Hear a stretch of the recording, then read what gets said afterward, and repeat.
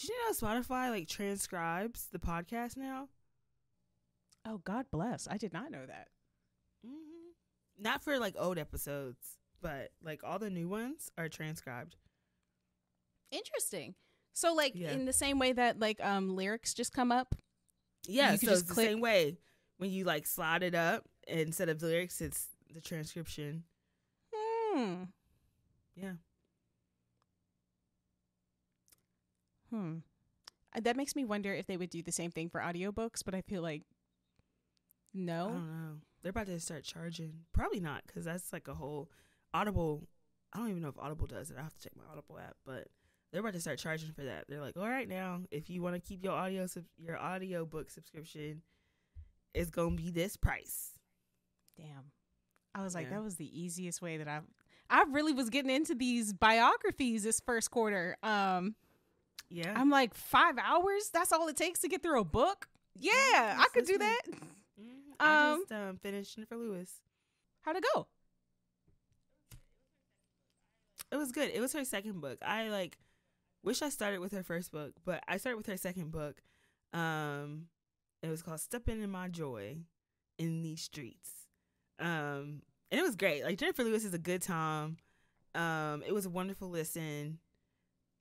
She's hilarious, and you know she has like, you know, vulnerable moments, but you know you can tell she like talks about her first book a little bit, but you can tell like that first book is a lot more like vulnerable and like this is my life, and this one is rather like she wrote it during like the Trump election, like right at 2020, so it's like COVID happening.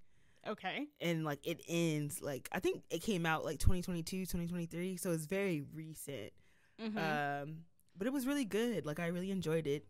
So definitely recommend, you know, walking in my joy in these streets. And now I'm listening to Harry Styles. Oh no, like Prince Harry.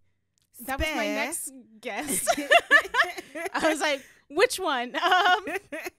No, the Prince Harry, and it's just like, it's just what an interesting existence. You know what I mean? Because it's like he's a prince, so it's just like in modern day.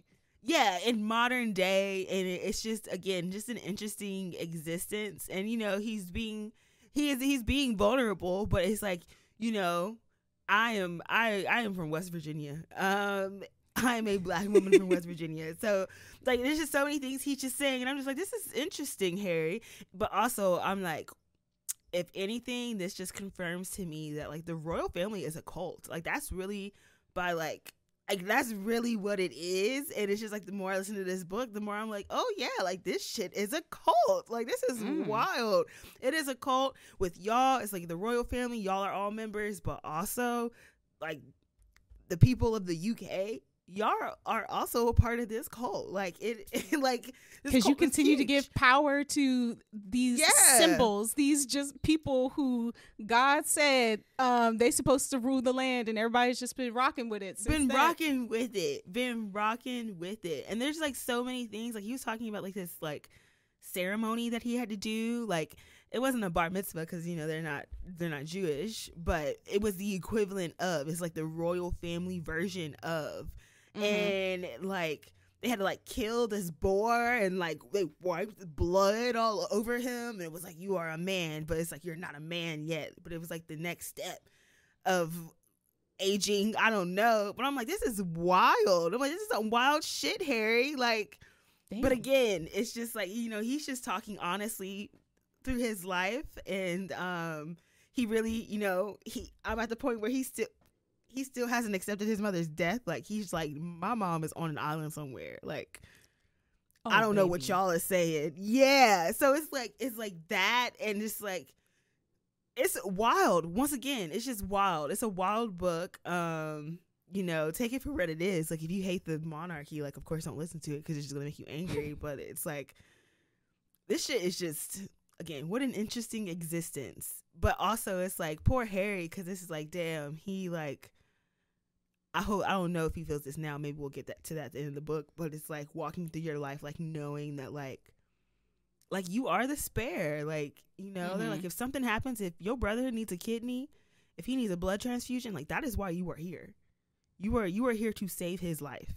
He is the future king of England, and you were here to save his life. You know, it's like, what? William's room was always bigger. Not saying that Harry's room was small, because, you know, he's still a prince. Mm-hmm. But it's just like, you know, William always got like the better end of things. And that was just like a truth you had to accept. So it's interesting. Spare. Wow. I mean, every life is its own story. This one, he just happens to be a prince. Damn. Well, maybe we should jump into this episode. All right. Yeah, we could give it a clap, I guess. 3, 2.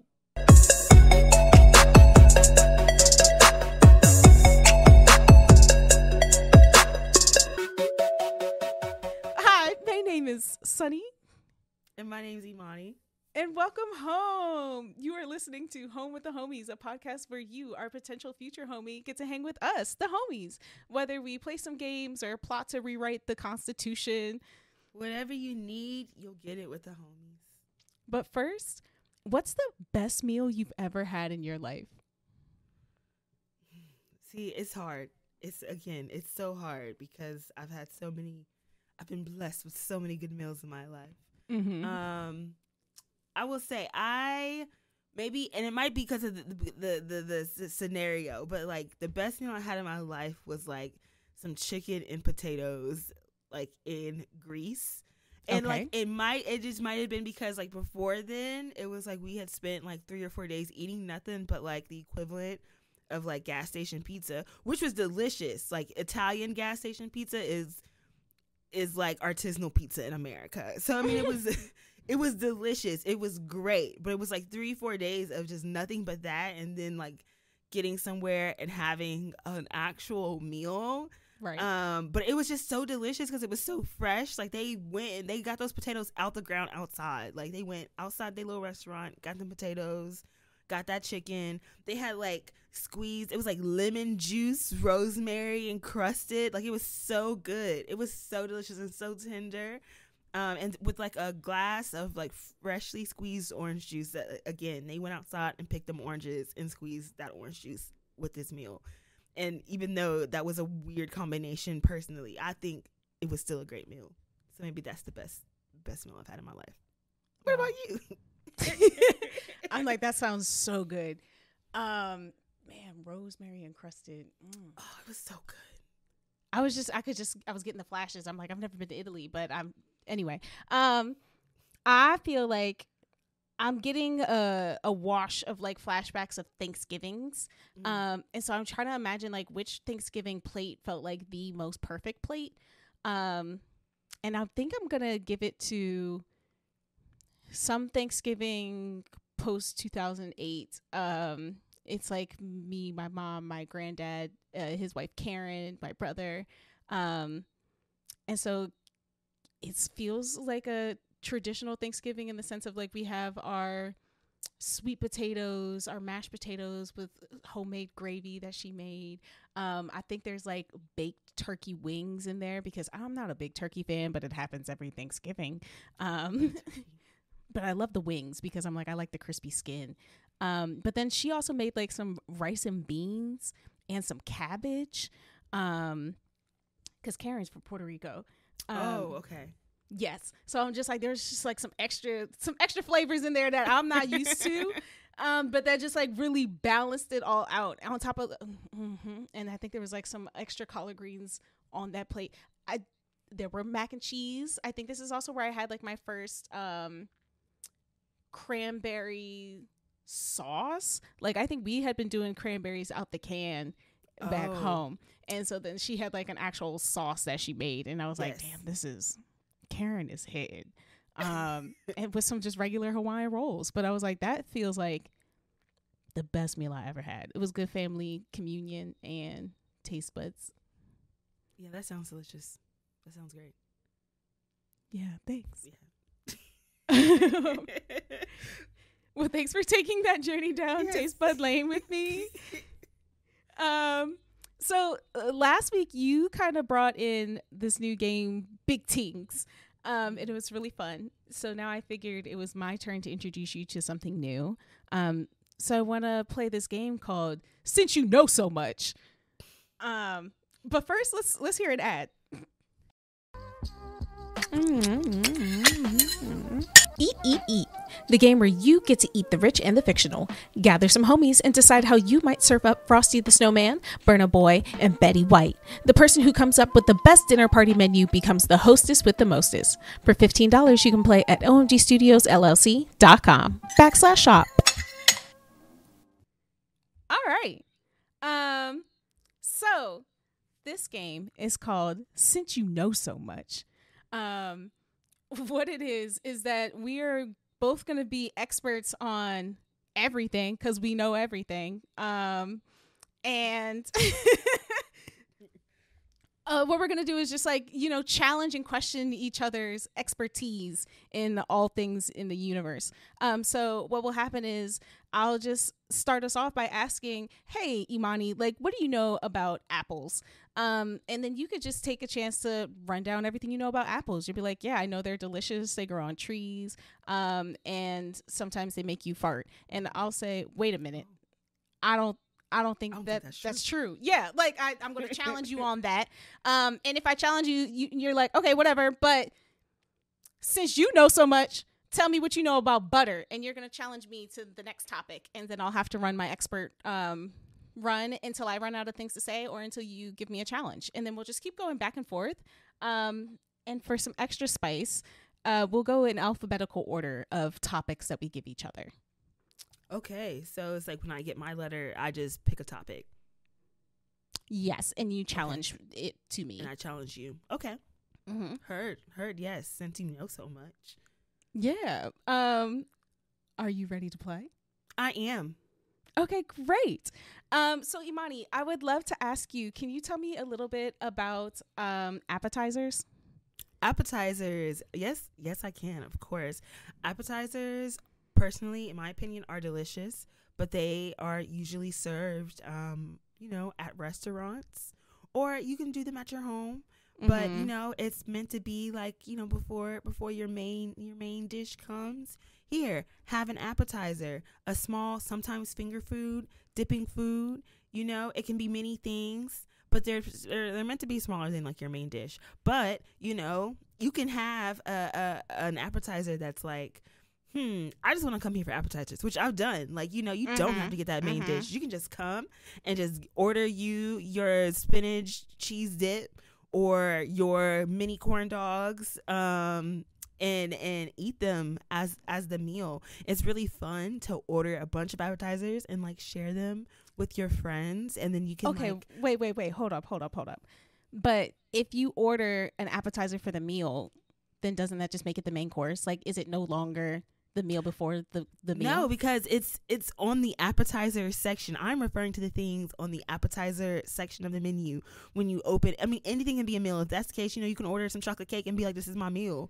I'm just saying that you can get multiple appetizers and share them with the homies. And that can be your experience at that restaurant. You no longer, if you want to order a main dish after all that, sure, go for it. Maybe you want to take it home.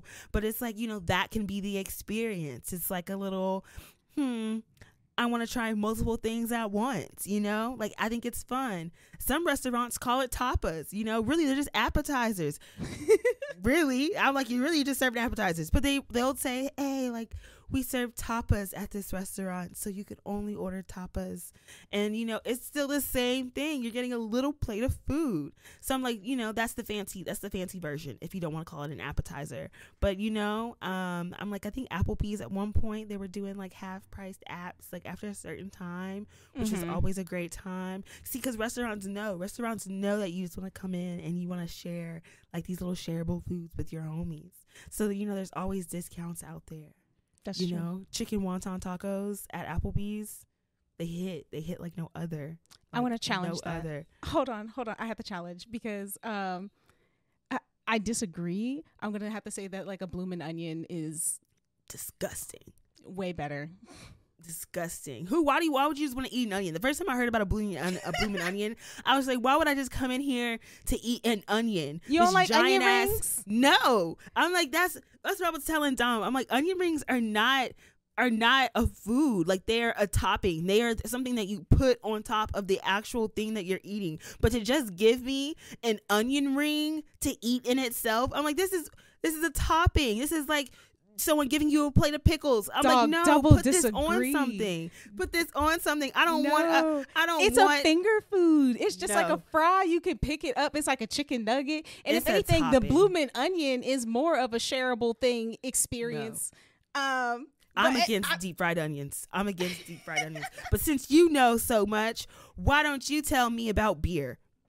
Beer? Oh man, I can tell you that beer is made out of wheat and barley and is not gluten friendly.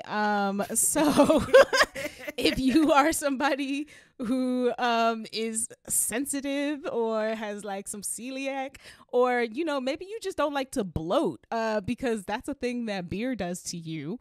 It's carbs.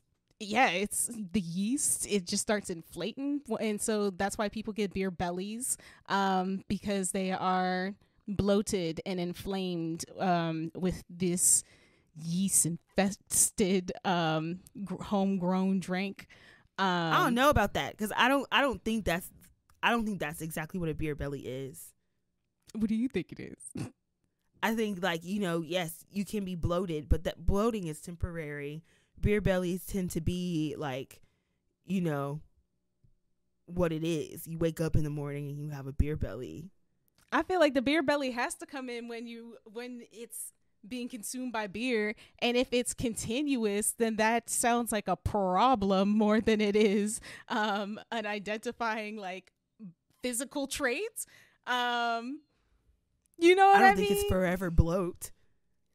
No. Okay, well, since you know so much, why don't you tell me about cacti?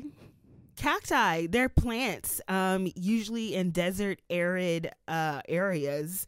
What makes cacti very special and different from like your everyday typical plant that you may think of, unless you live in a desert area, then you're just like, this is just a plant to me, is that water is stored in the inside of the cactus. And so, what happens is like the plant will store the water on the inside. And so when they go through these long periods where they don't get to, experience water very often, they're just like, let me take a little sip out of me, let me have me some me. And that keeps them going. And so, but the thing is that because cactus, they store water, if you give them too much water, they'll actually start to rot because they'll be soggy, and they don't drink like that. So they're like, hey, this is too much water. I don't drink like that. I'm just going to rot from the inside and fall over. But because they don't drink a lot of water, they grow really, really slow. I mean, some can grow really fast, but it's not like your pothos, which, a pothos will give you a leaf every week. Probably more than one leaf a week. But a cactus is like slow with it.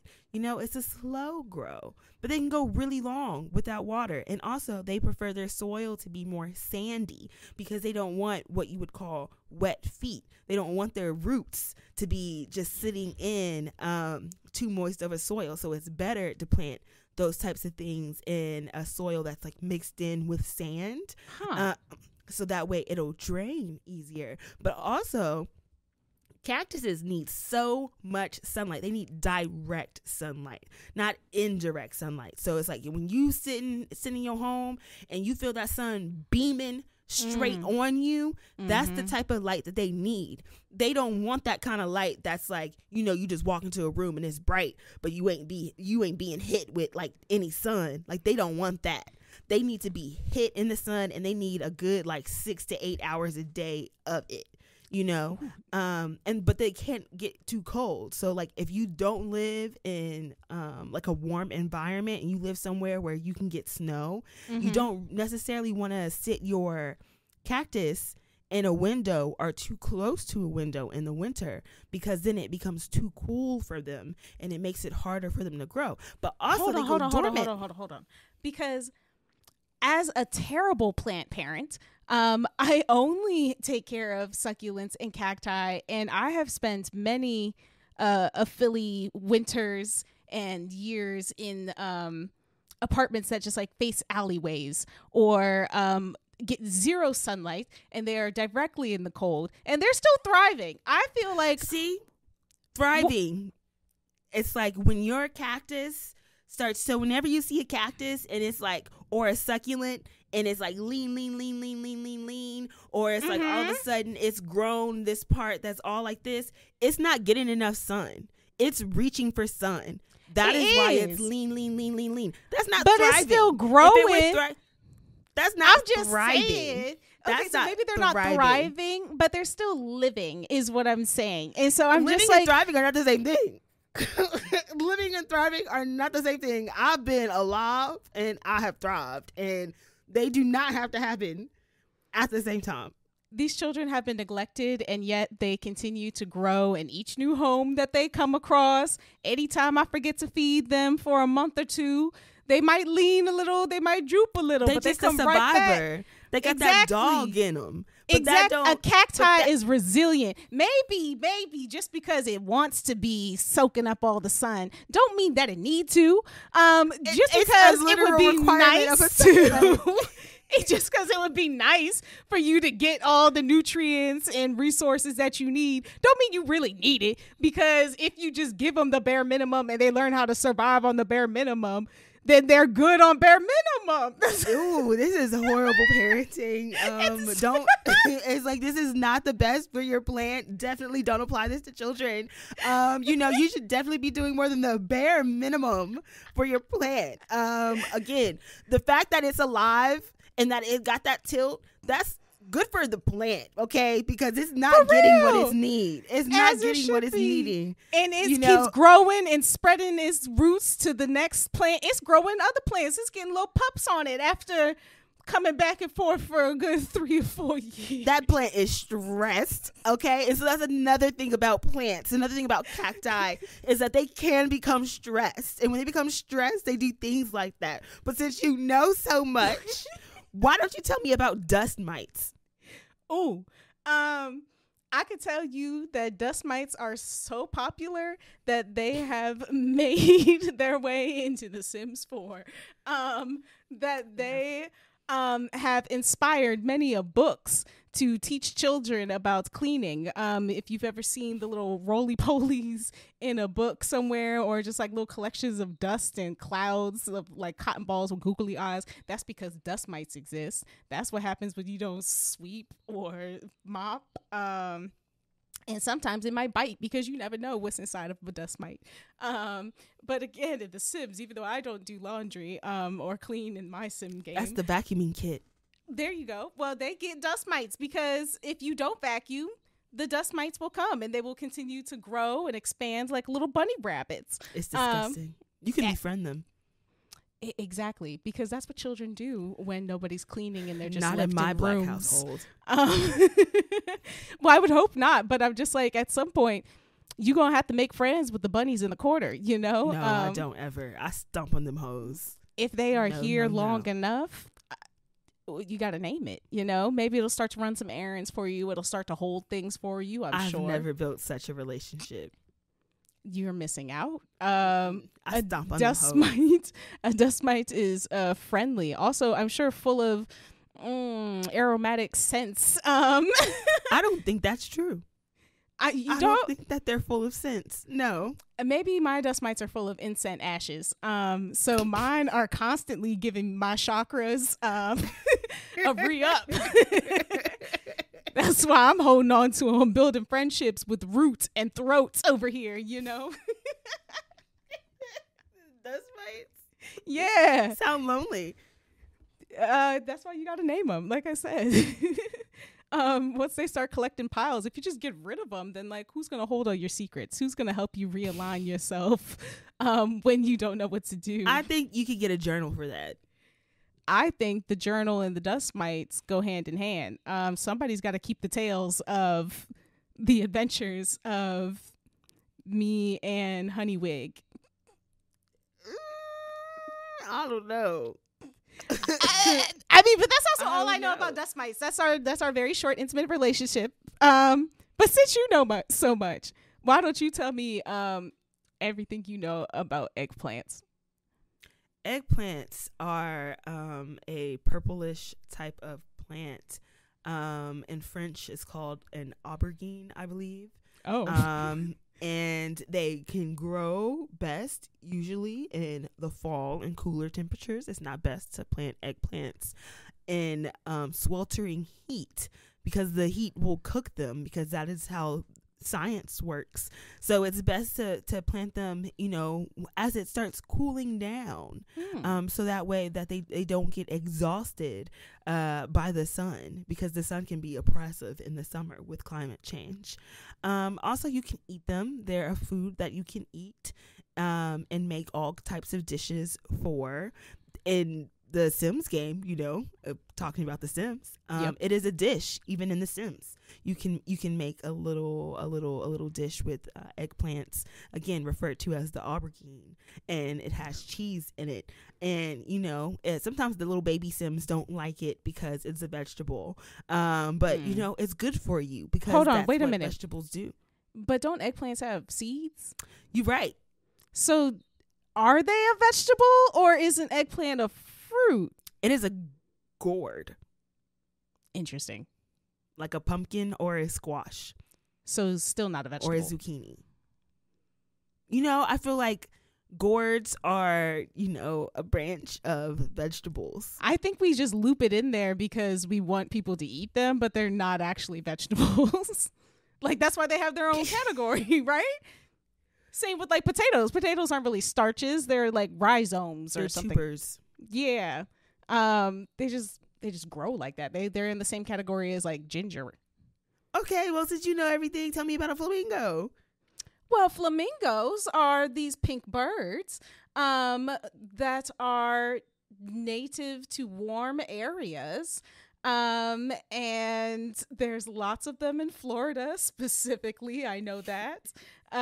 The famous flamingo pose is when you see a flamingo standing on one foot and the other one is just like bent. Casually, that is just their resting space, but they do walk. They also fly a little bit. They are not full flight birds, but they can like take off a bit to transfer from one spot to the next. Obviously, their bodies are heavy enough to need to be supported by just their own body weight, but not enough too heavy to be supported by actual air. Flamingos also have inspired yoga poses. So if you ever hear somebody say do a flamingo, it's iconic to put up one foot next to your knee, just like a tree pose, but unlike a tree, you just tuck your head underneath of your armpit like a flamingo would when it's resting. I don't think that's true. I don't think that happens. I think it does. Like, have you ever seen a flamingo go to sleep? It just I'm not inside of its arm. Refuting this. I'm refuting a person tucking their head under their wing in this pose. Well, it's their armpit, but also that's because we don't have wings, and I think most people are maybe just afraid to embrace the full workings of their yoga masters, the flamingo. Okay, but since you know so much, why don't you tell me everything you know about Georgia? Georgia is a state in the United States of America. It was one of the 13 colonies, so Georgia has been around for a very long time. Oh, they're the OGs. It is the peach state, but you may not also know it is a state that grows peanuts. In fact, the first Georgian president, Jimmy Carter, who was still alive, he declared he went to hospice about 2 years ago. He is still here. What? He was a peanut farmer before he became president of the United States, and he is from Georgia, and you can go to the Jimmy Carter Library here in Georgia. Also, something you may not know about Georgia is that there is a swamp in the middle of Georgia with all kinds of bugs and creatures. It's called the Okefenokee. named after the indigenous people. Also, speaking of indigenous people, have you ever heard of the Trail of Tears? The Cherokee Nation is actually native to Georgia, but President Andrew Jackson said, y'all gotta get up out of here. Officially, he said it was for their own well-being, as white people did not want to be around them. And so he said, why do you want to be around people who are near you, who don't want to be near you? So you gotta leave Georgia. The Cherokee Nation actually took them to court in the Georgia state court and won. The court said, you know what, y'all are right. This is your land. You don't have to move if you want to.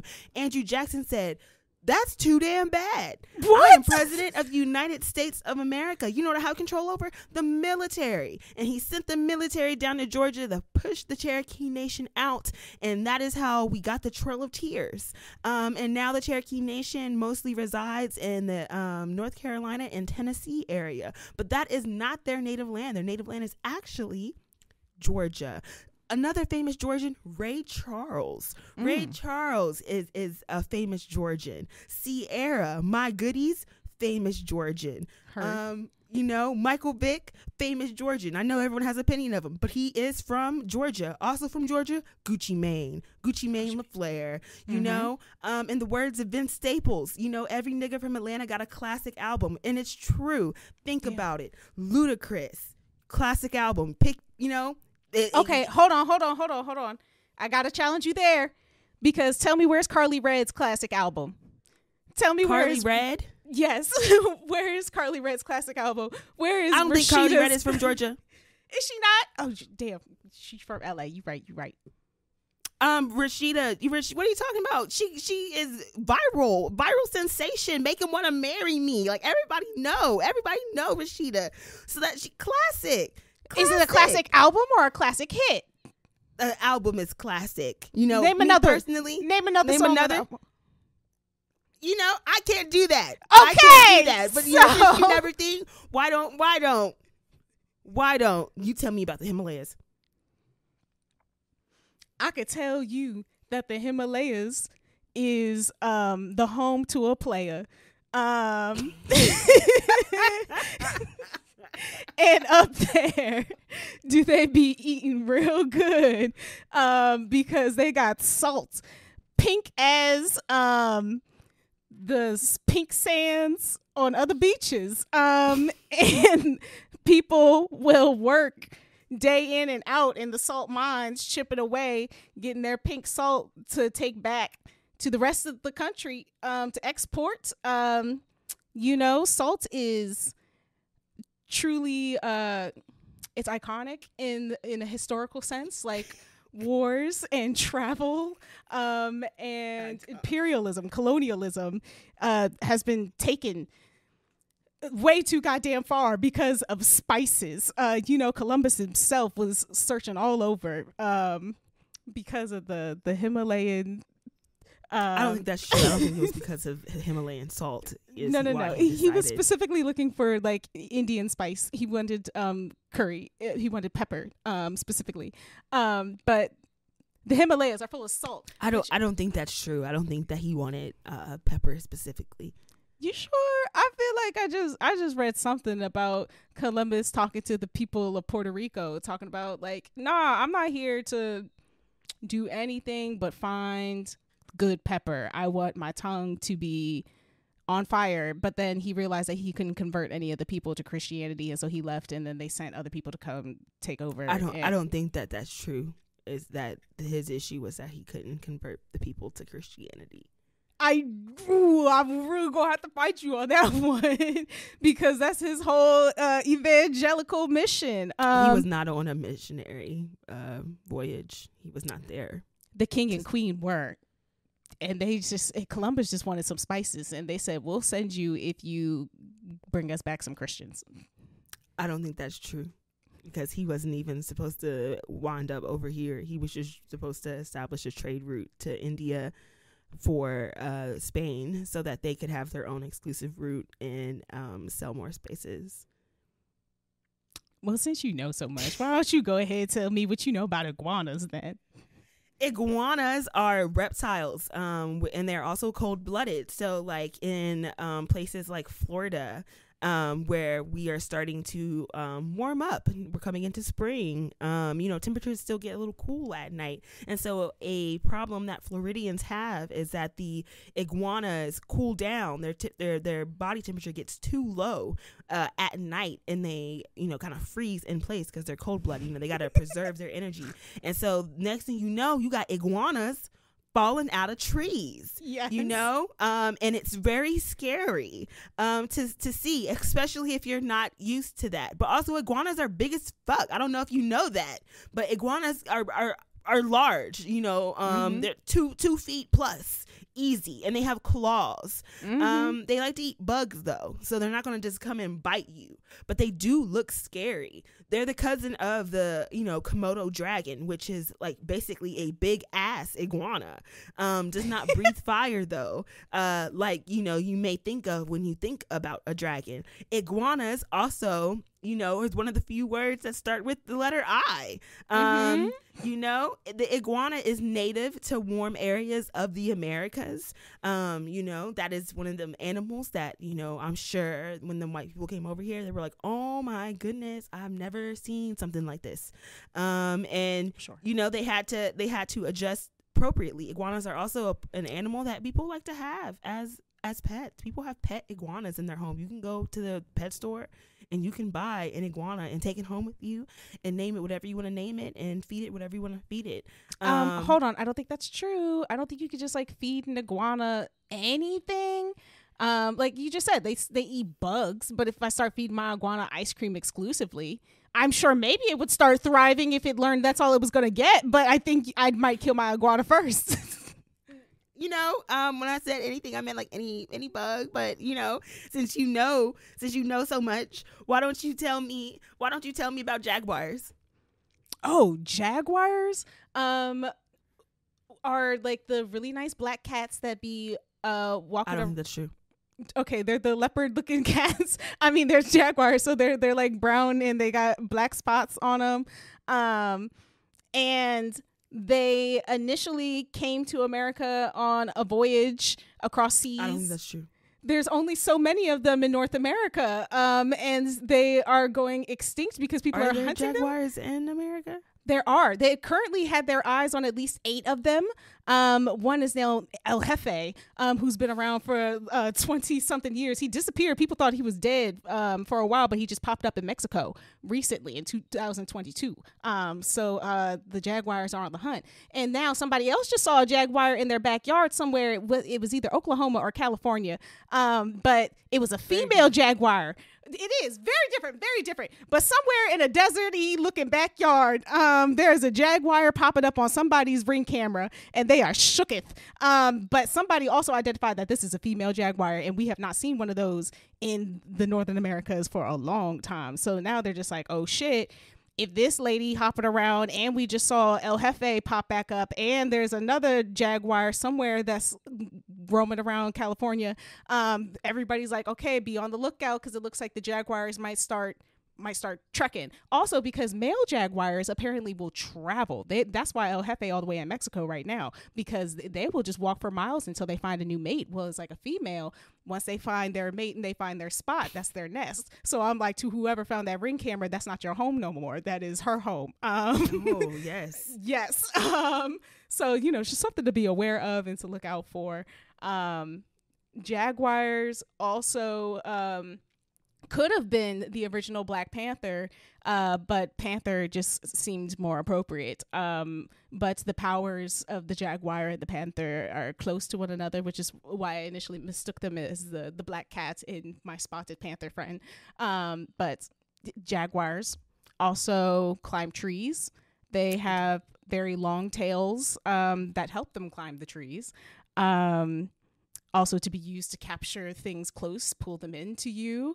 I would assume a jaguar could be a friendly, cuddly animal, as most big cats are, if you just rub them behind the ears in the right way, you know? As long as you just like give them little butt scratches, then I'm sure their tail is just going to start curling up and they're going to be so happy.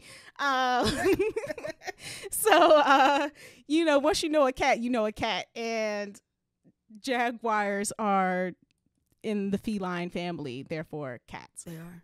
And recently there's a South Park episode that I just watched called Cat Orgy, where I've discovered more about big cats, and that initially once a male dominates its feline femme partner, it also tries to kick them out of the spot, and the female is like, nah bruh, this mine, so you gonna have to stick here with me. And then the male does not leave, even though he is the one who like travels far and wide. He is also like, well, since I made this my home and you are not leaving, then I guess this is our home now. So big cats, jaguars.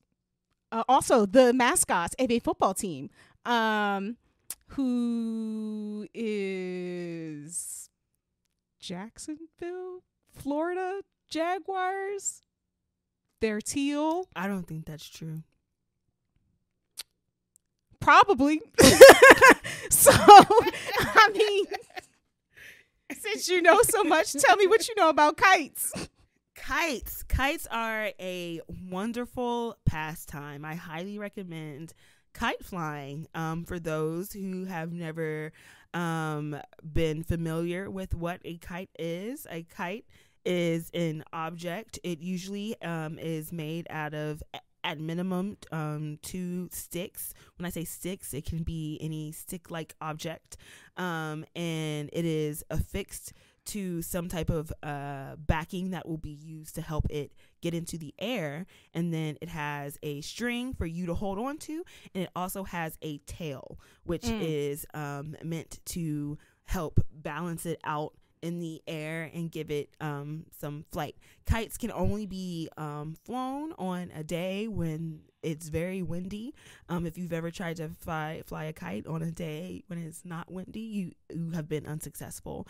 I don't know how true that is, because now they have like whole air tubes where people can just like fly on not windy days. So I feel like sounds like you're talking about air tubes and not kites. But I'm just saying there must be opportunities to fly kites indoors without actual wind. No, because the way physics works is that, like, you know, a kite is able to get into the air because of the wind that is hitting the kite and forcing it into the air. You know, so like what Newton about wind tunnels? was talking about.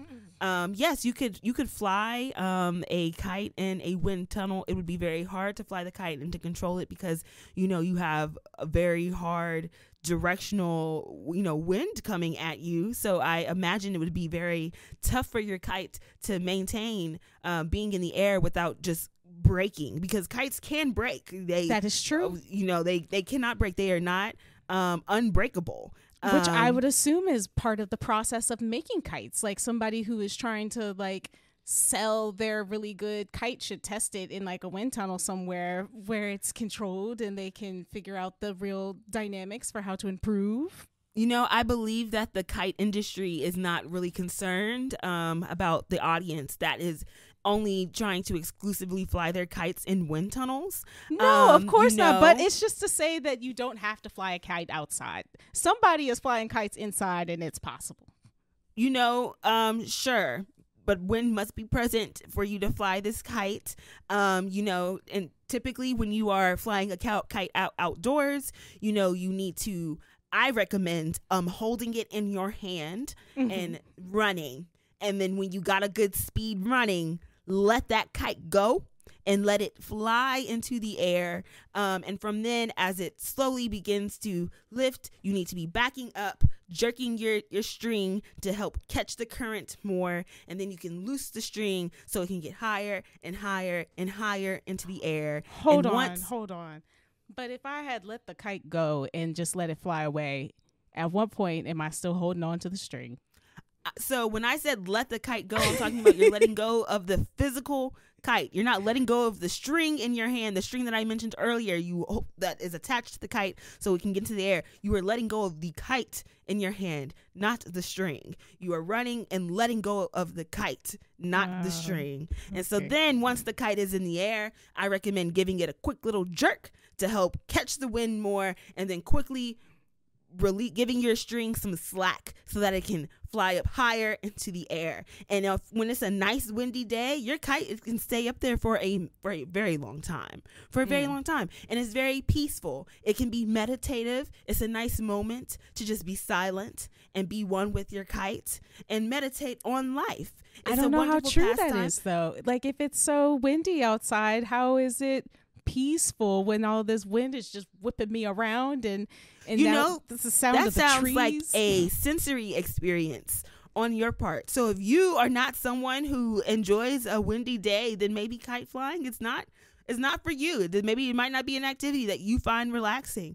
But if you like being outside on a windy day, go for it. Go for it. Kites can be flown at all ages. As long as child is able to hold string, you can get the kite into the air for them. If you are an old person who cannot run to get the kite into the air, someone can get the kite into the air for you, and you can hold the string.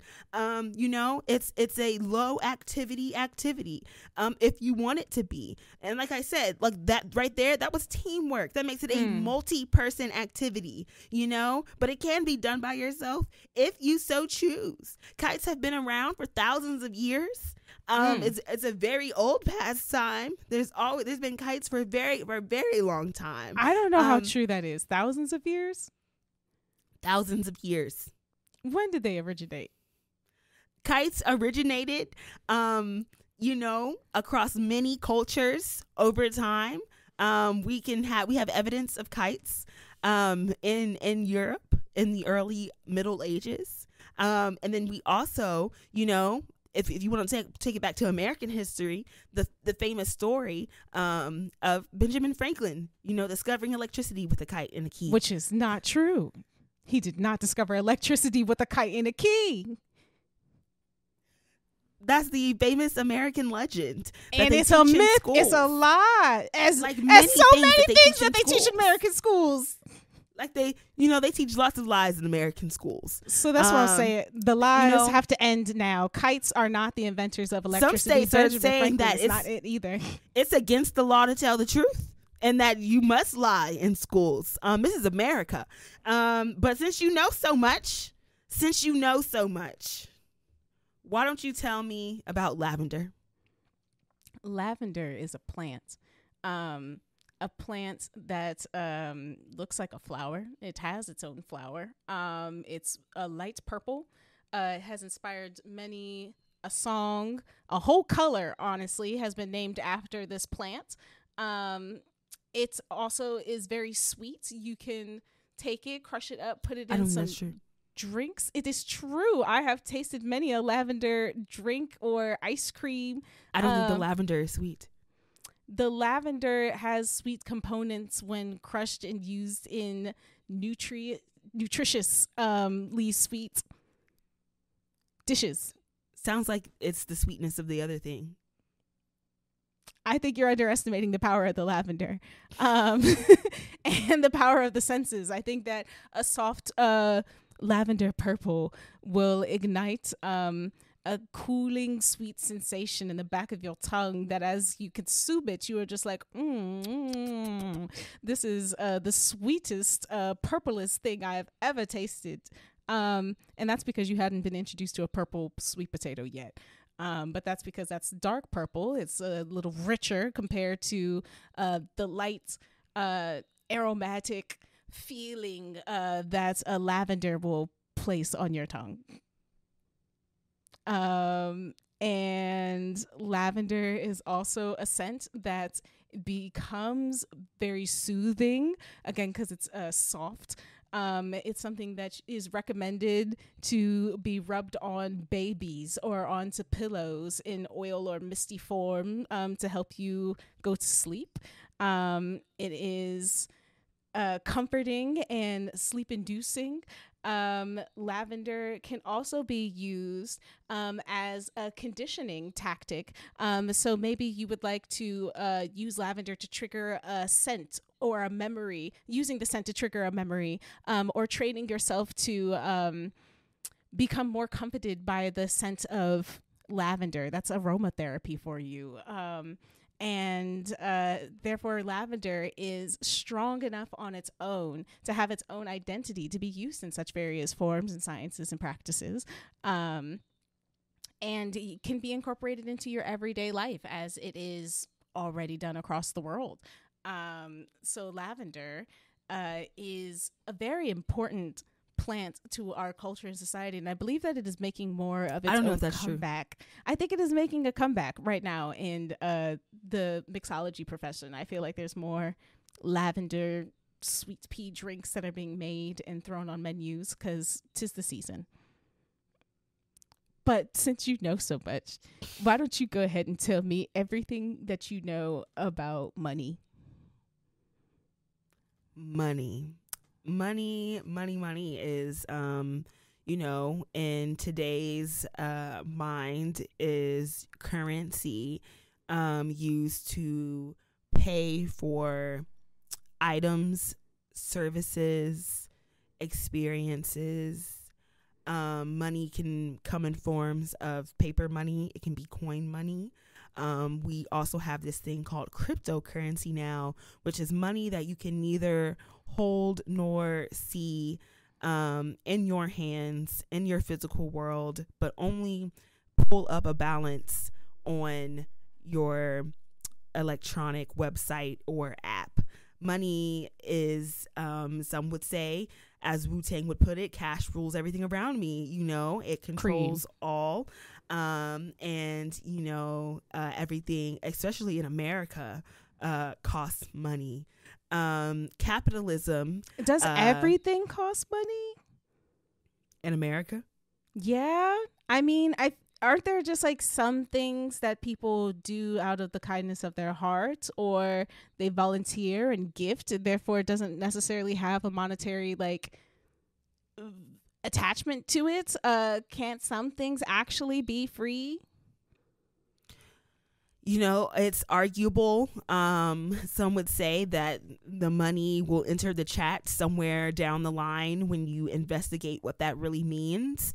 Whether you are someone who is giving out even a free service, it's at one point you probably paid to receive that education to provide free service, or you paid for some type of advertisement, or you paid some type of price to occupy a space or have electricity, or but does that mean that money food. Has to be like at the exchange of every interaction, or like in the life of a candle? Do I have to count every point in which the candle's existence was created or handled, or can it just be in exchange from one point to the other, like even in the factory, as like one person just hands it off? Does that have to be a valued experience, or is that just part of the existence?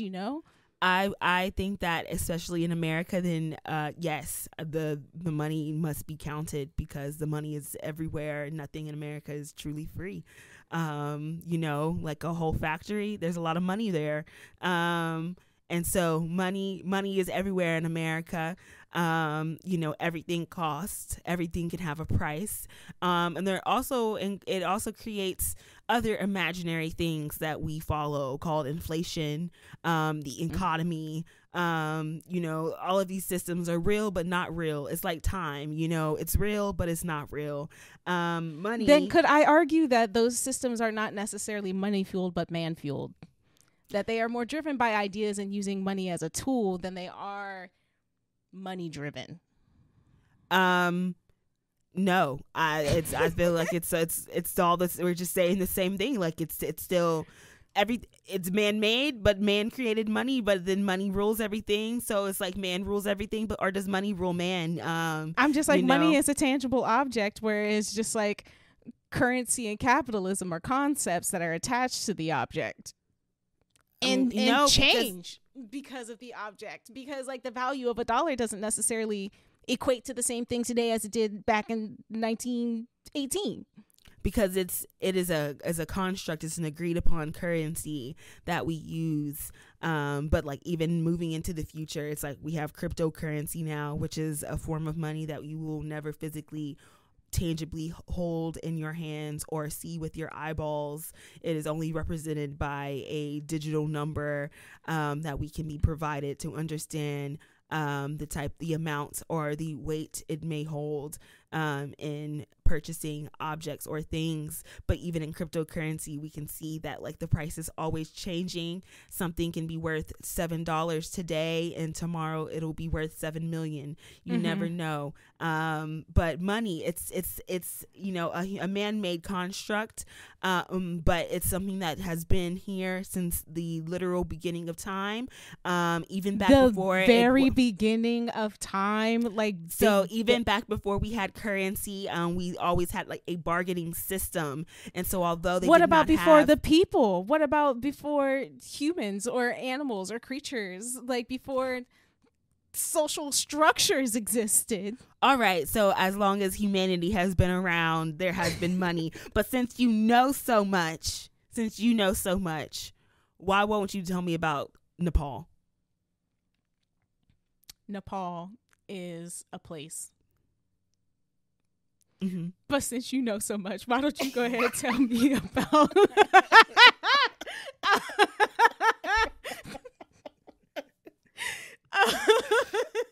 since you know so much, tell me everything you know about outhouses.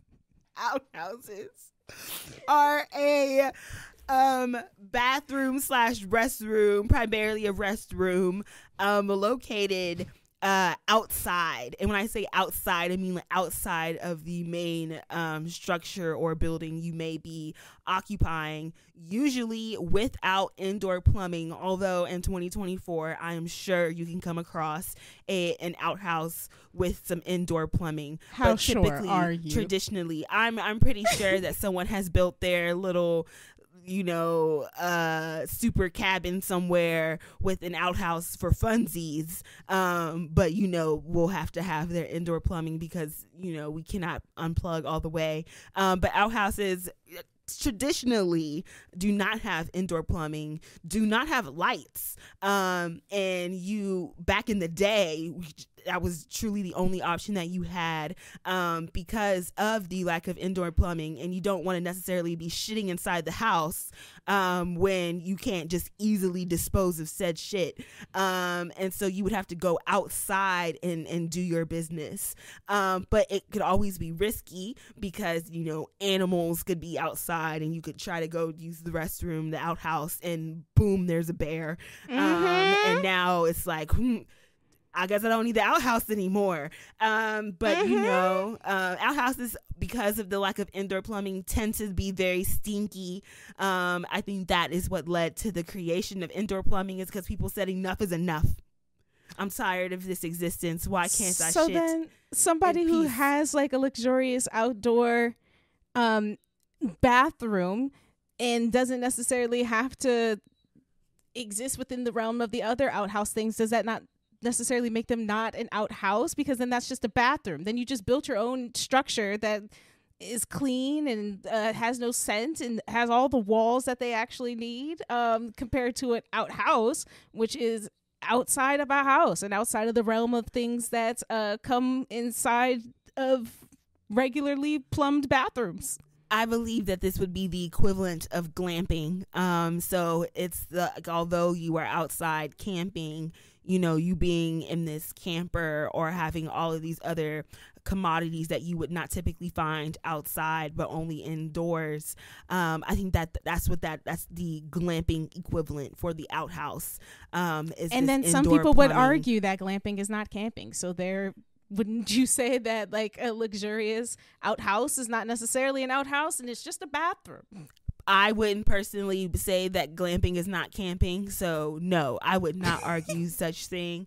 I think that if I was in your home and I said, I need to use your restroom, and you said, it is outside, I would be like, this bitch got an outhouse.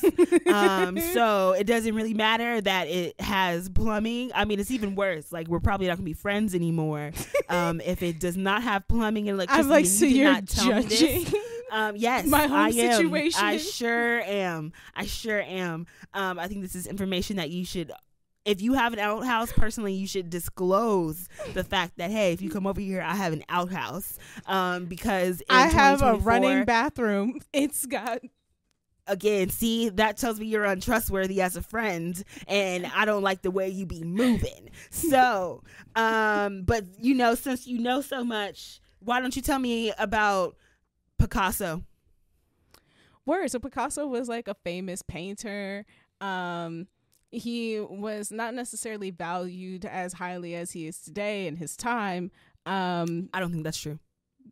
I think that Picasso is a complex figure, and that the way that he's like internationally a legend, and has had the amount of books and texts and academics that have been written about his legacy since his passing. I mean, there's just no way to compare the amount that people could know everything about Picasso in his time and have like the same effect, because they don't understand the context of Picasso in his time as much, or as the people outside of his time do. And so, you know, because of that, Picasso's work is still highly regarded for all the things that we do know and have had time to study. And then there's still some pieces that maybe we have yet to find, because they are hidden and lost to time, and to those who think that they are preserving bits and pieces of history and don't want it to get lost in this capitalistic circus of artifacts in museums. So everything that we know about Picasso now still revolves around legends and collective perspectives from time, and historians and autos who... I don't think that's true. Then who do you think is building up all of the like art history? You know, there are a lot of people who are around today who personally knew Pablo Picasso and have stories. He died in like 1974, I believe. So it's like he's not that far removed from history. He has interviews on TV, colorized. He's just not that far from history. I think that we know a lot of Picasso from the words of Picasso himself on television. Well, since you know so much, why don't you tell me everything you know about quantum physics? Quantum physics is a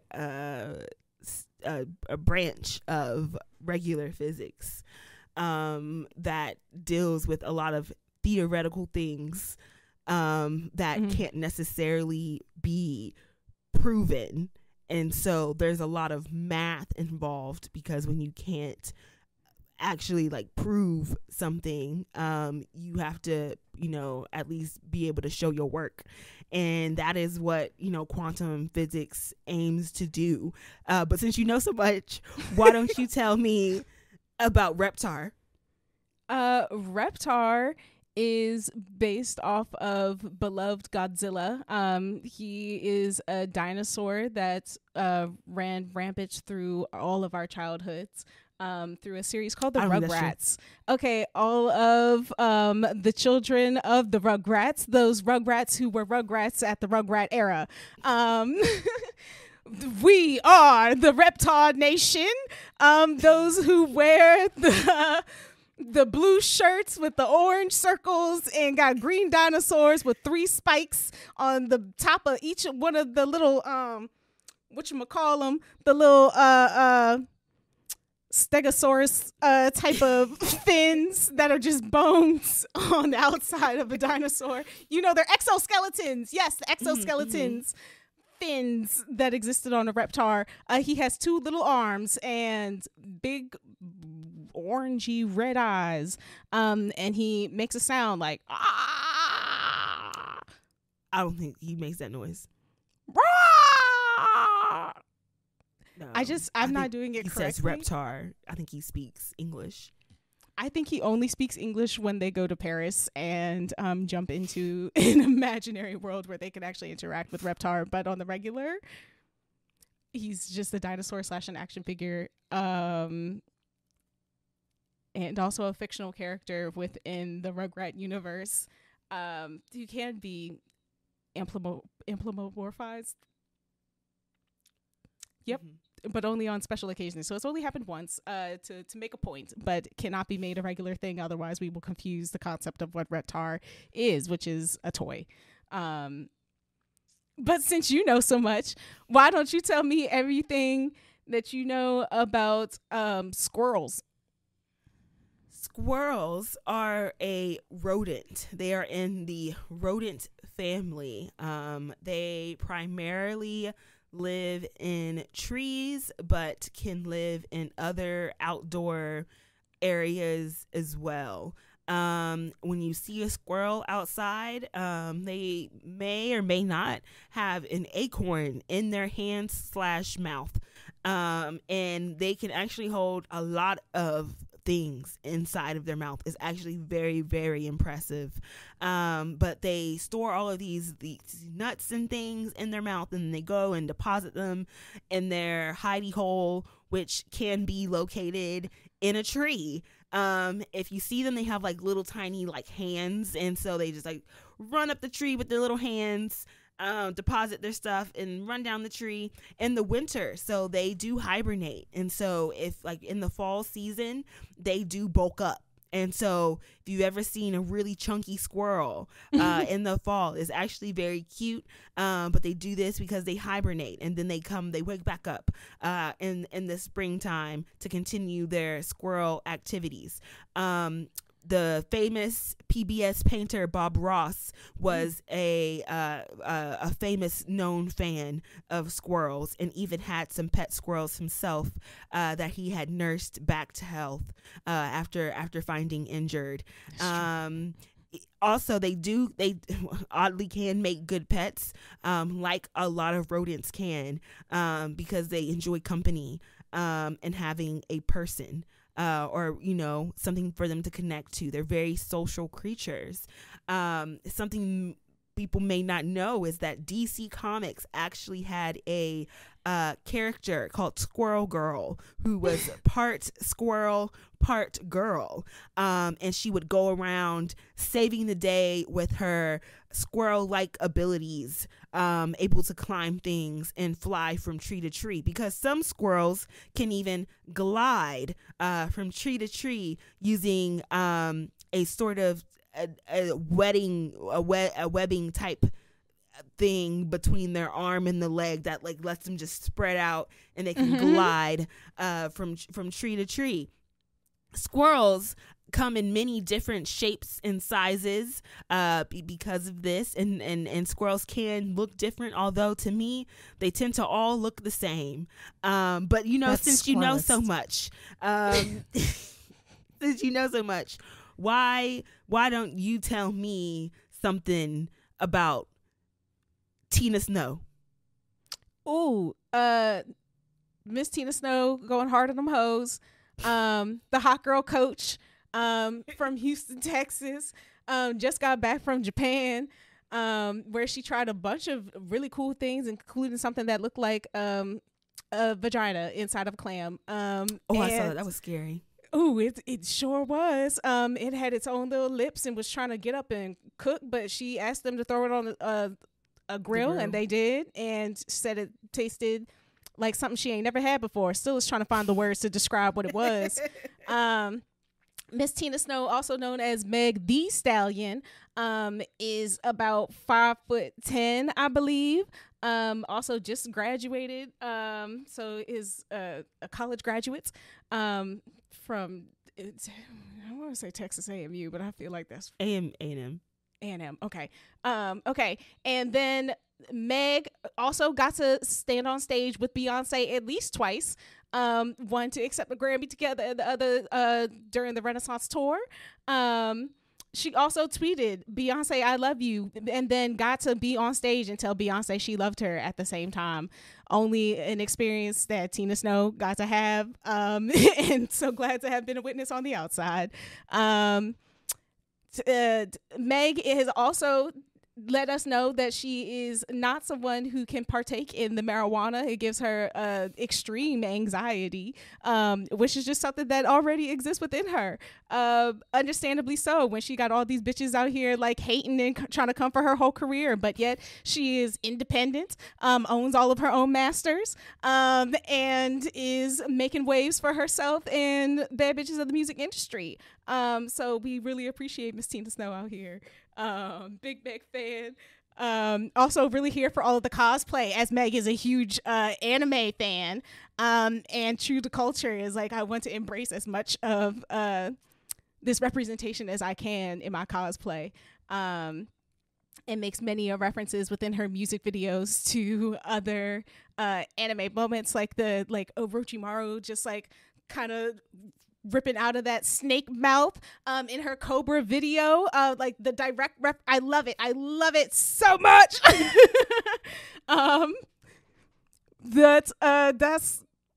That might be all I know about Miss Tina Snow, or at least all I want to talk about without getting into alleged allegations. So since you know so much, why don't you tell me everything you know about Umbrella Academy? Umbrella Academy is currently a Netflix television series inspired by a graphic novel written by a man who is in a band. And it runs for multiple seasons on Netflix. And, if you are a fan of the queen of hip hop soul, you can also spot many Mary J. Blige appearances, as well as the iconic Elliot Page as well. And it is a very popular show amongst fans of both the graphic novel and of the show itself, and continues to be one of Netflix's more successful series on television today. And since you know so much, I think you should just tell me about vultures and we can keep it moving. Okay. Vultures are big old birds that like to circle dead or dying things. And then as soon as they feel like it's their time, they swoop in and they eat and they feast. And they are the street sweepers of the world. They are also their own ominous creatures. So if you see some vultures swirling, you better start making your calls. Tell your loved ones that you aren't going to see them later because the vultures are here. And now is the time for you to speak all your dreams, your fears, and nightmares. And I know we got the rest of an alphabet, but I think we know a lot. You don't want to XYZ it out? I mean, what you know about X, Y, and Z?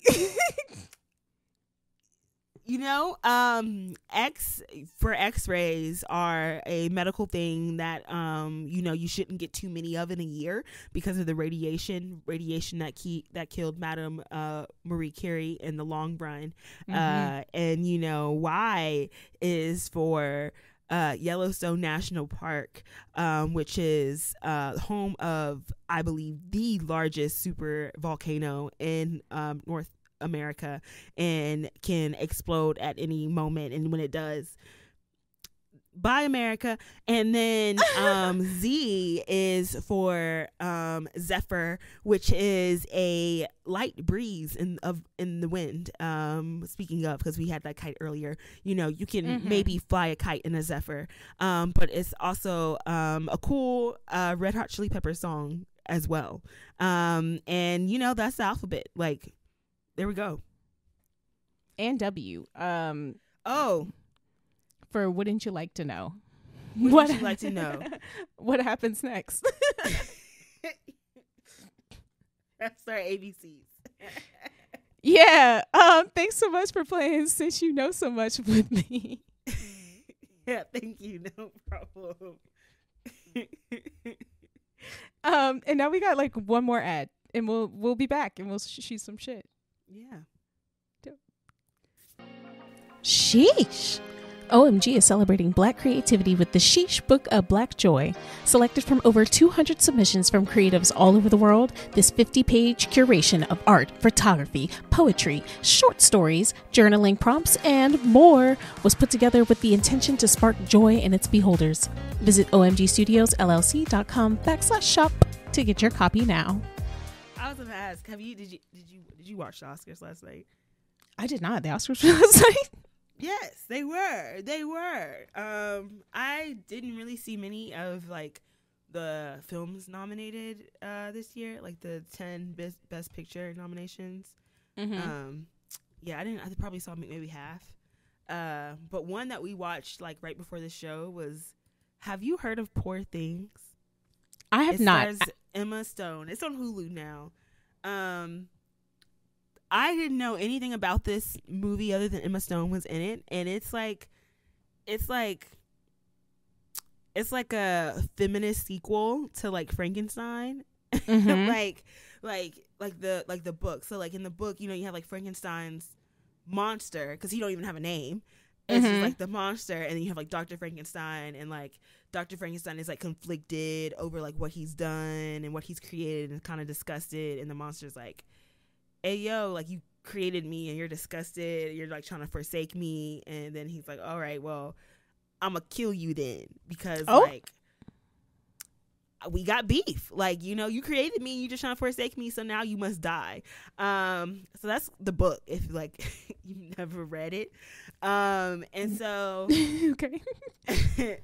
The movie is kind of like, okay, what if that monster then went and like started doing the same thing and like created his own like monster, but like in this case the monster is like a woman who had like jumped off a bridge, and he like found her and she was pregnant, and so he like basically took baby's brain and put it in her body. And so you watch like Emma Stone like grow up, but she you know, she's very much like, I'm gonna do whatever I want. I'm gonna do the things that I like to do because I can and because I would like to do them, and I'm gonna live my own life for me, and you're not gonna tell me what to do, and you're not gonna define what my life is. And yeah, like she has a lot of sex, and at one point like becomes a sex worker because she's like, I like having sex and I can make money.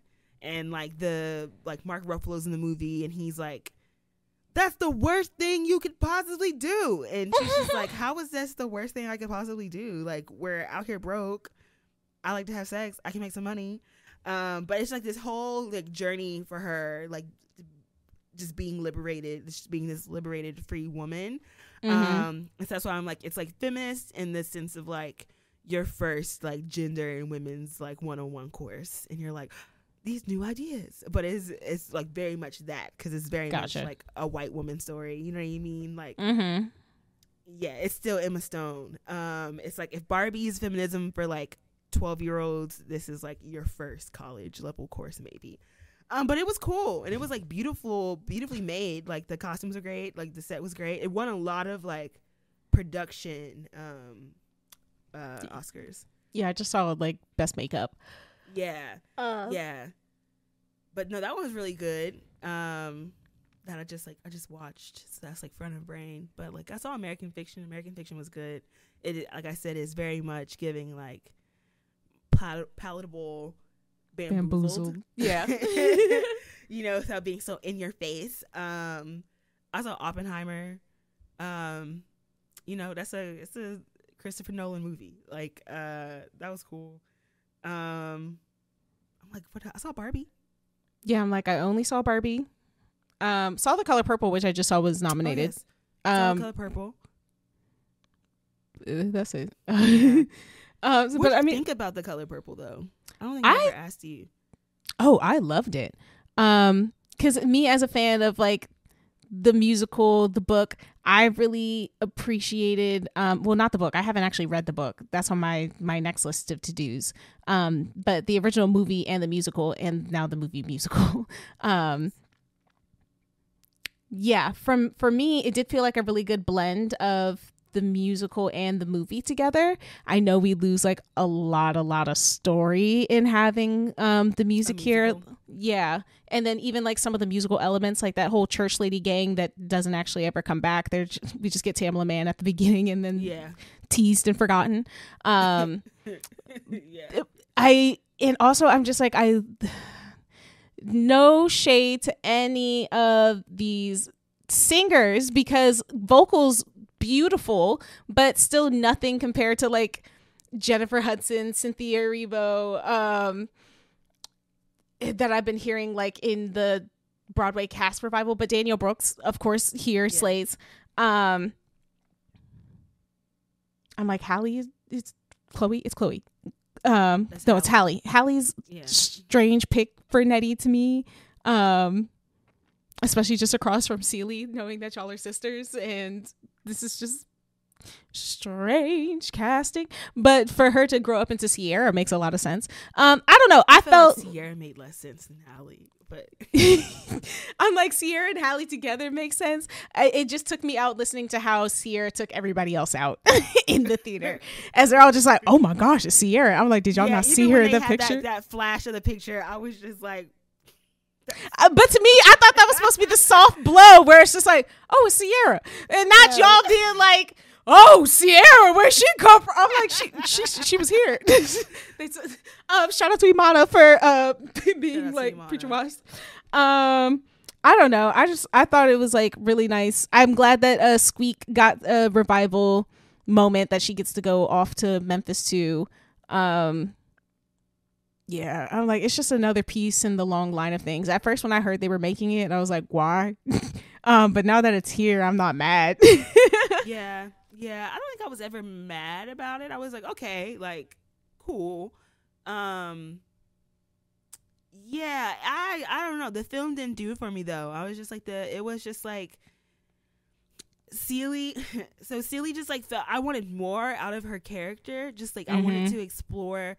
I think too what got me is because they were like, I had read something beforehand that they were like the musical numbers and stuff are like meant to be like a break into like Celie's imagination and like you like really peering into like how she's thinking and how she's feeling.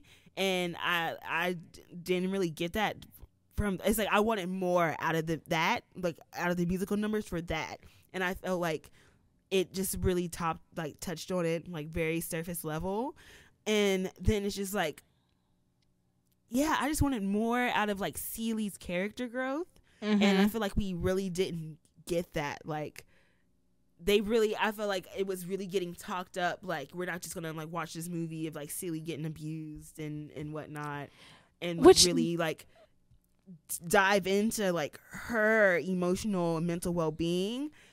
And I was really excited about that, and I just feel like the movie just didn't do it like that for me. Yeah.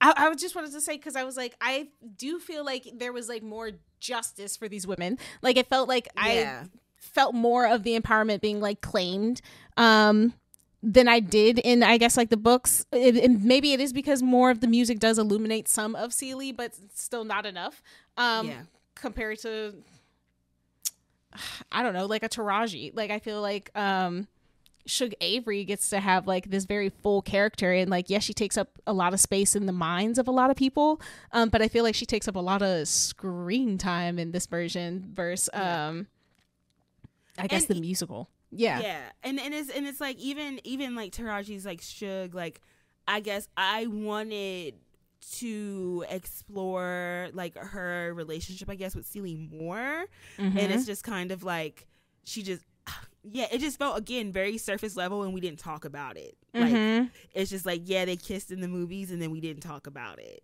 And then like she like left home with her, and it was like again something we just didn't talk about. Because like where is this relationship being built up? I'm just like, because to me something that always struck me was like Celie feeling like she was discovering love for the first time. Yes. And it just so happened to be coming through this woman. Whereas like that doesn't feel like it's explored at all. It just feels like exactly. Celie is just kind of taken aback by like, oh my gosh, this person who just thinks everything is so easy and life comes so easy for them. And Taraji's like, oh my gosh, this person who's just like kind of sheltered and doesn't know anything, like, let me introduce you. But like that's kind of it. Like it just feels like more of a mentor relationship that like Celie might have a little crush that like turned into something, but also the fact that it's like so surrounded in that musical dreamscape world, you lose I guess the weight of the reality of it. And even to like even just like have them fade away on their kiss, and it's like, for what? Like, why are we hiding this? Exactly. And like, and that's the thing, like in the book that is explored like way more. Like that is way more explored in the book. And so it felt like when they were making this movie, like they were trying to like nod to that, but at the same time it's like, I don't want to open up this can of beans. And it's just like, no, open them up. Yeah. Open it up. And so yeah, that's just kind of where I was like with that movie, was just like it just felt so surface level. And like again, I'm just saying, like, it was written by a man, like the screenwriter is a man, writing this like story about like all of these women, and I felt it. I just felt it because I was just like, I wanted to go deeper. I just wanted us to go just a little bit deeper into what this was. But you know, I thought overall like the movie was cool. Like I'm not like it was horrible. I'm like, it was cool. You know, it was a Color Purple movie musical. But that, I'm like, that's kind of really it that I got. I saw it once and I was like, oh, okay. Yeah, I know. I'm like, HBO Max is sitting here like, you want to watch it again? And I'm like not yet. I'm not ready. Let me come back to it. But I think it was beautiful. I think it was like, it was beautifully made. And I think it's like I want to like it more. Job. Yeah. It's like every time I think about it, I just want to say positive things, because I'm like, I want it to live in a good place. Like I want to. I keep thinking about like all the things that I'm just gonna like introduce to like future generations or future children. But I'm just like, I think about my mom, how we got Netflix, and she's like, here's the movies that you just need to see now. And so I'm just like preparing all my like media that I'm just like, here's the Color Purple canon. We're going to talk about the book, the movie, the musical, the movie musical. But it does feel like the content just gets like watered down every time that we filter it through a new medium. And I'm like, nah, let's talk about it. Let's talk about it, like open it up. But yeah, it just very much felt like they were just kind of like afraid to really like go there with the movie. And that's what I wanted. Like I wanted you to go there. Yeah. I think Mister's character, I know some people were like really upset about like Mister's character kind of like getting more of some redemption in his character. I don't know. I was okay with it. I will say, like, I didn't like the fact that like he got that full circle like character arc, where like I don't feel like we got that with Celie. Like, I don't like that. Like I wish that we could have had both. It's what would be an ideal ending for Celie? I don't know what the ideal ending for Celie is. But I guess I would like to see her have like processed it more. And again, like Celie didn't feel very active to me at times. It was just like, which is kind of like the character of Celie. It's like all of these things are happening to her, but still, it's like even in this world where like all of these things are happening to her, it's like she as a human, as a person, like would still be more active. And again, like that, and that's where I feel like, oh, these moments where we like delve into her imagination could have really been those moments where like we see like what Celie would have really done, or what she really would have really felt like had she had that type of agency in her life. And yeah, it was just kind of like, I think Hallie's character didn't bother me. I thought she did a really good job. Like I didn't mind that, and the fact that they look so different. Like I do feel like that was kind of like the point. They're like these half siblings who look very different, and like people just like want Celie more because she's lighter than Celie's character. I think Halle did okay. Like I wasn't mad at Halle. Sierra took me out of it though. I will say Sierra took me out. Sierra took me all the way out. Yeah. I thought she looked good as old Nettie. Old Sierra. She looked like old Sierra. Like she's about to 1-2 step it. She came for her icon award. 15 years in the future. But I just did not. Yeah, that really took me out of Nettie. I was like, oh, okay, right. And not Coleman Domingo in his mermaid pants, because that was, even just seeing those in the store, I said, what time is it? Where are we now? I will say, yeah, that did like, but I'm like, that fabric was correct. I'm like, if they are hitting like 1940s, it's like, okay, I mean, it would exist as like more of a performance dance type fabric than you would pants, but I guess that's the joke. It's like, these some ugly ass pants, and you can here just be like, I'm about these ugly ass pants, girl, I'm gonna wear them. But yeah, it was cool. I'm like, it was a moment. It passed. I wished it was better, but I wish more of the aunties were on board, because I feel like I have so many cousins or family members who were just like, I don't want to see it, who had the same argument, why are they doing it again, I don't want to go. And so I'm just like, but y'all, you realize that when you put your money into stuff like this, like that's how you get more. But I think that was part of the reason too why they really didn't like dig into like that Suge and Celie relationship, is because the aunties were already giving pushback over that kiss. They were already giving pushback over that, which is like, did y'all read the book? Because they doing a lot more in the book. But I do feel like they were trying to like appease the aunties more and try to get that auntie crowd to come in, and I feel like that is kind of where it like backfired on them. And I think that if they had just like focused on like creating the best movie possible, it would have been fine, because everyone would have been drawn to it. But it's like, I see you self-editing, for specific crowds, and that is where you take me out. Like even Tamla Mann, it's like, y'all just had her in here so the aunties would be like, oh, but nothing more.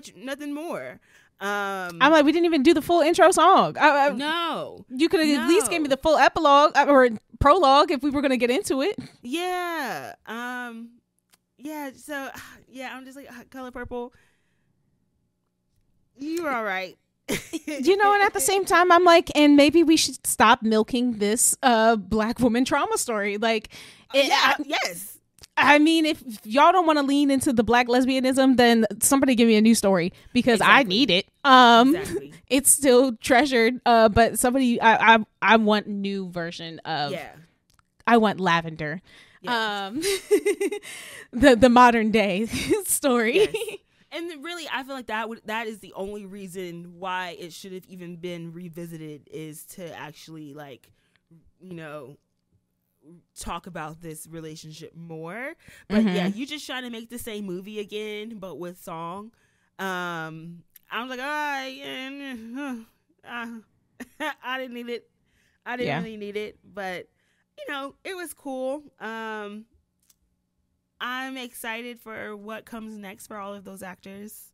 Coleman Domingo, I just saw a trailer for him and his next movie. And I'm like, damn, you done it again, Coleman. What's he doing? It's called Sing Sing, and he plays like an incarcerated man who I guess like finds theater while imprisoned, and it looks like to be a journey, like this emotional journey of like self-discovery and growth and community within this prison. And like in the trailer, you see him like go up, I guess, for parole, and he talks about like what this has meant to him being in this program, this theater program, and they're like kind of shut him down, like, are you acting now? And so like this was just a trailer. I was like, oh my gosh, Coleman, I'm about to cry just off of this trailer. So it's like, excited for that. Like, love everything that this man does. He's so incredibly talented. Just learned he's like 50 something years old, and it's just like he's killing it. He was saying that he was gonna quit like right before he was really about to quit, because he's like, I'm 50 something years old, like, well, approaching 50, and it was like, I've been doing this for a long time and it hasn't worked out the way I thought it was gonna work out, and he was like about to quit, and then got like his big break, and he's been Coleman Domingo ever since. So I'm excited to see that, although I'm probably gonna cry. Yeah, that sounds beautiful. He's 54. And it's interesting because I just typed in Sing Sing, and it's the name of the actual prison in New York. So I'm like, wow, what a name. Damn. Okay, well, that is exciting. I am excited for all of the folks who are also in this movie, specifically just Imani Rochelle. Can't wait to see. I'm sorry. Back to Color Purple. I was like, excited to see Imani Rochelle and more things. Like, oh my gosh, what? I wish. It's always fun seeing like Imani pop up just in places. And it's like, that's Imani. It is. Oh, that's cool.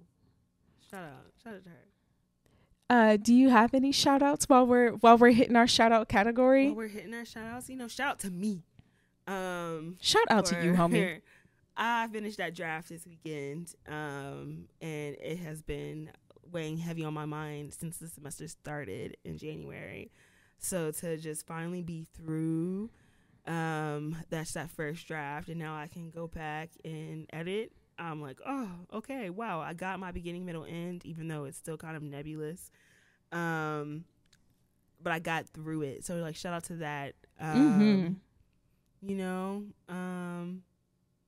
Yeah, like that's my biggest shout out this week, honestly. Shout out to me. Yeah, shout out to you. I got it done. Proud of you. Thank you. How about you? Got any shout outs? I got shout out to the homie Jay for getting his first apartment. I'm just shout out. Shout outs to my mom, who just finished a rest in wellness sleep workshop. So shout out to Because of Love. And yeah, that's about oh, shout out to Sheridan and I, who also just made our announcements that we're going to grad school and needing to talk about like what our next transitions look like. Shout out. So yeah, big things. Yes, big things. That's cool. Yeah, I'm like, shout out to Dom. He's been going to like this figure drawing class every Wednesday after work.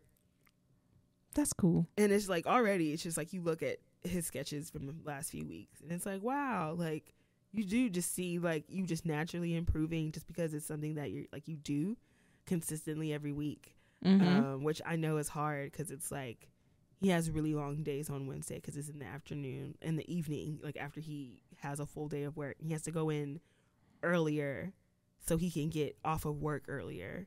Yeah. So he can drive through all this Atlanta traffic to get to said destination, and then like drive through all this Atlanta traffic just to get home. And so like days don't end until like 8-9 o'clock. So it's like, shout out to like just sticking with it.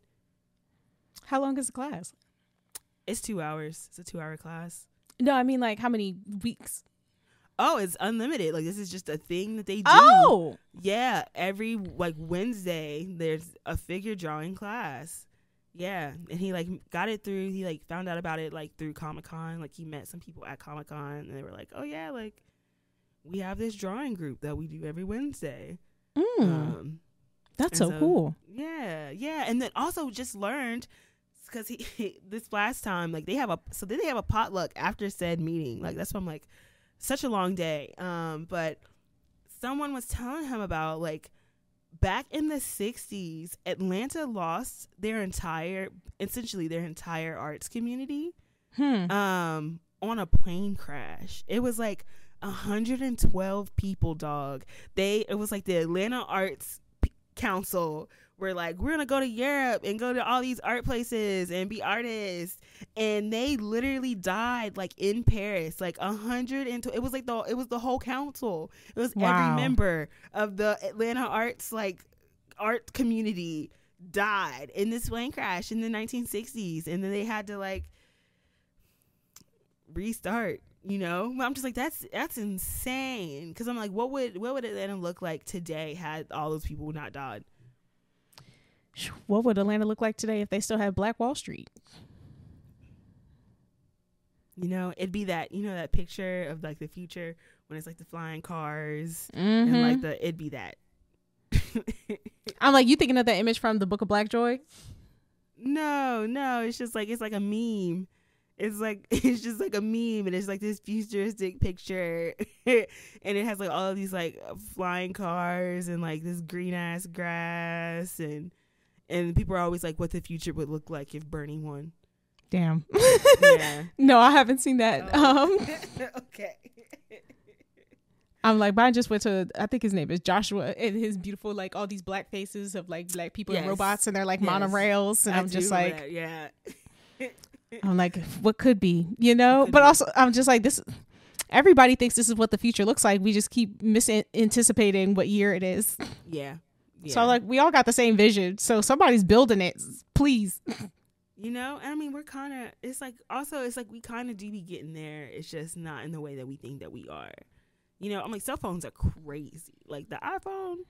You go back to like 1950 and try to tell someone about an iPhone. It's like, oh yeah, it's a cell phone.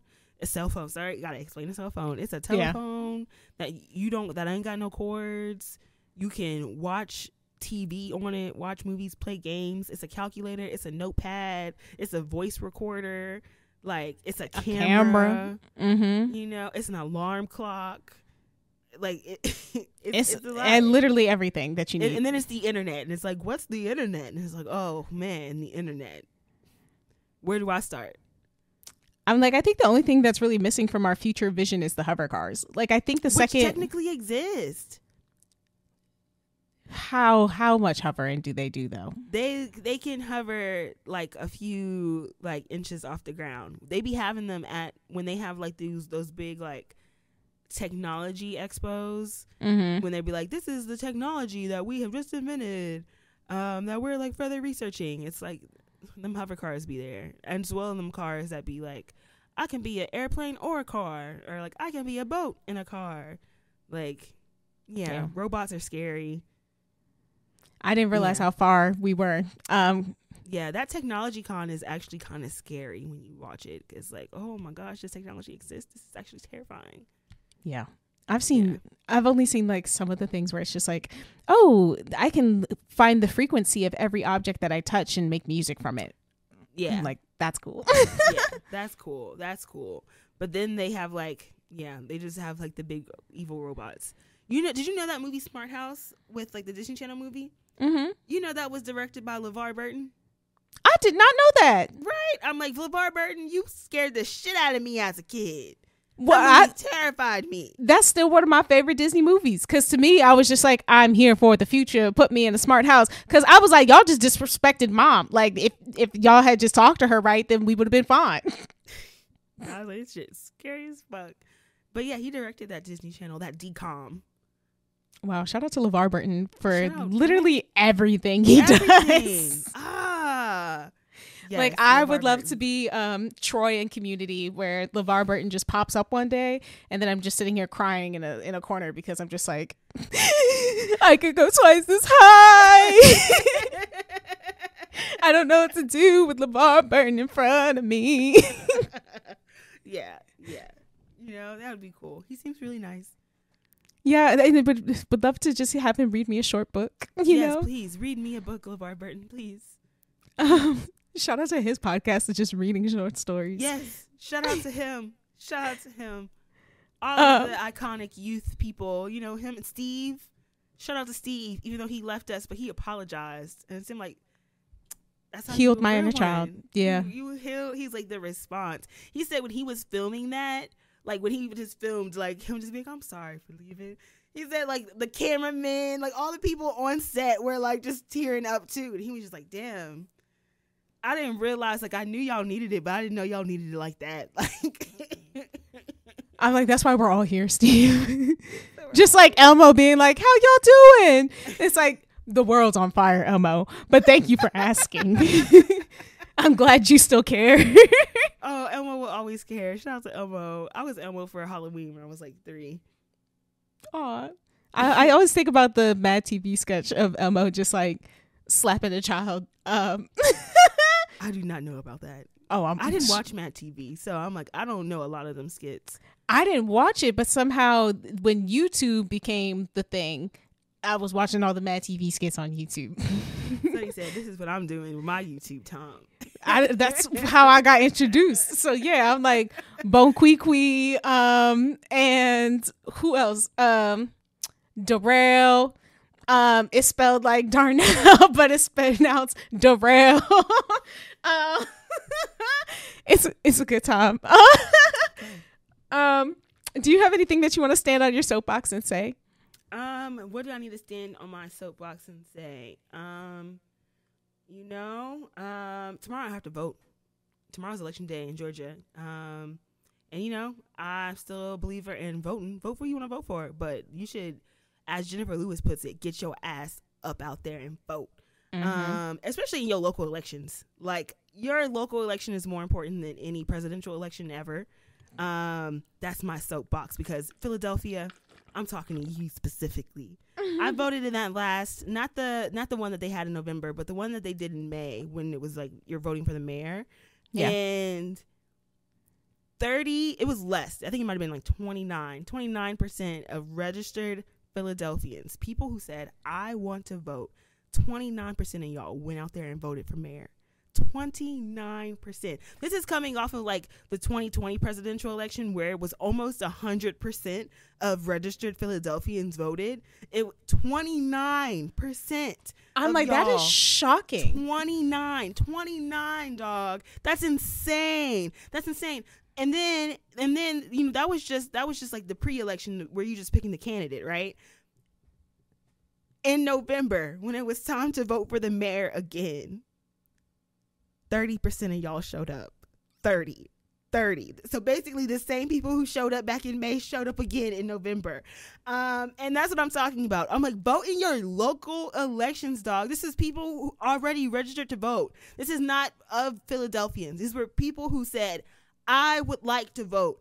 30% of y'all voted. And this is in Pennsylvania, you can get a mail-in ballot so I was about to say, this is where it's like easy to vote compared to you in Georgia, because I'm just I'm like, dog, you better get up early, make sure that you outside, that you got your water. Yeah, because they gonna try to fucking stifle you. Let me double check my polling place, because they can change it last minute. And so it's just like, vote in your local elections, y'all. Like, your local election, that is what affects you, like your everyday life. Like, you complaining like schools ain't funded, vote in your local election. Like, these streets are bad, vote in your local election. You have a housing problem, vote in your local election. Like, the presidential election is like the least important, like the very least important election you could ever vote in. So just like vote in your local election. Like, know who your city council is, know your representatives, like know who these people are, because these are the people who literally affect your day-to-day life. And for real, like, read and do your research too, because I'm pretty sure, like, Cheryl, I'm sure she's gonna be fine. Everybody says they say she's nice, but I'm just like, homegirl does stop and frisk. I'm like, I'm like, I think you just voted for her because she was a black woman, and I don't think that's what we should be doing. And it was so wild, because it was like, when she won, like back in that pre-election back in May, they were like, oh yeah, like, you can pretty much just say Philadelphia as their first black woman mayor, because it's like, that's just how voting works here. Whoever wins that general election, that primary election, whatever, like wins the actual election. And it's like, that's insane, y'all. That's wild.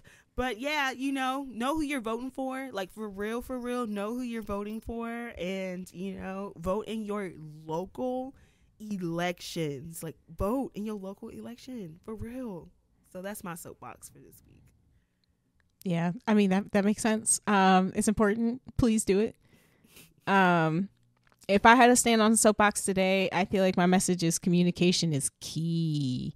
It's a hard lesson to learn.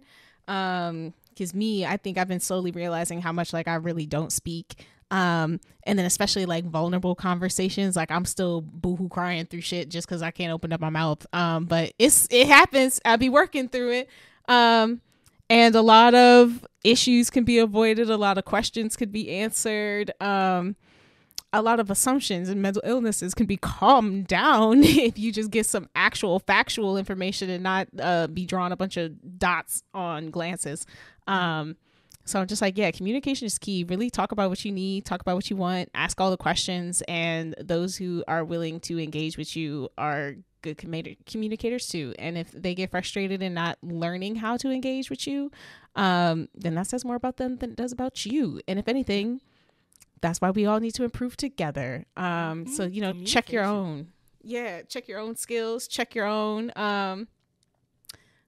assumptions and reflections, because not everybody's gonna be on the same page too. So yes, figure out how to effectively work with each individual. Yes, talk it out, y'all. Talk it out. You know, it's like that phrase, like, what is it? Like, assumptions make an ass out of you and me. It's like, you know, we shouldn't assume. Just put it on. Just put it out there. Just put it out there. And also try to value all forms of communication, because you know, for a long time, I've been very much just like, if you only gonna send me pictures or links, what am I doing? How do I respond? But it's like, if that's your way of trying to connect, at least you reached out, you know, let me say something. And if I have more clarifying questions, just like, hey, why'd you send me this photo? I don't understand. Is there more information you'd like to share along with it, instead of just being like, nope. So, you know, that is helpful too. Yes. So what's to speak to you in Morse code? I mean, hey, they trying to talk to you. Maybe now's the time to learn. Tap it out. So that's all. Communication's key. All forms of communication. Yes. Agreed. Well, I think that's it, you know. Like, share, subscribe, rate, tell a homie. About this podcast. Yeah. And we'll be back next time. Yeah. Until then, you know, keep on keeping on, I guess. Yeah. Stay safe. Drink some water. Drink some water. It's needed. It's important. And then, especially if you're about to stand outside and vote. Like, oh my gosh. You know, the new season of Curb Your Enthusiasm. They got a new I thought it was over. No, yeah, this is the final season. Richard Lewis just died. This is the final season. Yeah, I thought they were like, got it. No, this is the final season, and it's like, yeah, Richard Lewis just died in the middle of this season, so it's just like every episode's like, damn, Richard. But the setup for this season is that like Larry was in Georgia for this thing. And he was staying at like Leon's like auntie, like her house or something, and she had to go out and vote. And I think Larry had to give her back, I can't remember, Larry had to give her back her glasses or whatever while she was like in line to vote. And you know, he saw her standing out there. I was like, oh damn, it's hot, like you need some water. And he goes to his car and gives her some water, and then he gets arrested for giving her water because it's illegal. And like that's the whole setup now for this season, is like Larry like having to deal with the aftermath of him trying to give like this woman some water in line. And so like Larry was doing it just because he was helping her, but people are like, Larry David was making a political statement. So, yeah, that's the season of Curb right now. Damn, sad, I might have to get into it. But also because that's real. Yeah. Yes. And that's the problem. Yes. Because usually I feel like Larry is always getting into some shit, but like he is usually the cause of said shit, and then he's making it worse. But I mean, here you are, final season. It's like, truly, you did nothing wrong here, sir. The system was set up against you from jump. Yeah. You know, of course, there's like the normal Larry David shenanigans are happening. Like I'm sure there may or may not have been a lawn jockey involved. But it's still Curb. So I can't wait. check out this last season, and I guess with that, that's it. Okay, peace out. Bye.